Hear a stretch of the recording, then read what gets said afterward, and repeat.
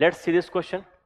इस क्वेश्चन में क्या कह रहा है, for the reaction A+2B giving AB2, ये आपकी एक रिएक्शन दे रखी है A+2B, इससे मिल रहा है AB2।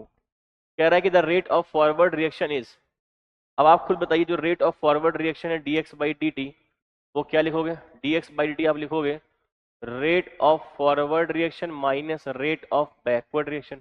इसको k फॉरवर्ड मान लेते हैं, इसको k बैकवर्ड मान लेते हैं।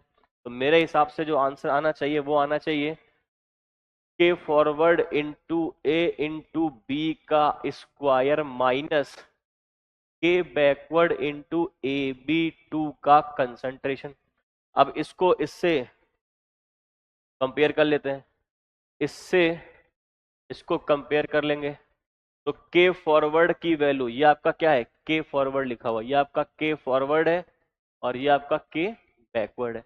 आपसे क्या पूछा था, rate constant for forward and backward reactions are, तो फॉरवर्ड के लिए 1 × 10⁵ हो जाएगा। अब यहां पर बात ये है कि 1 × 10⁵ हो जाएगा, बट यूनिट्स का भी ध्यान रखना है। तो 10⁵ और 10⁴ आंसर होना चाहिए।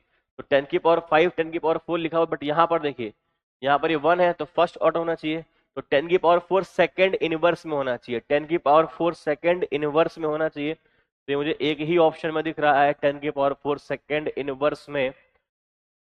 इसके अलावा 10⁵ जी जो है ये आपका थर्ड ऑर्डर है, तो 1 - n यानी -2 में आना चाहिए, बिल्कुल यहाँ पर आपका -2 में आ रहा है।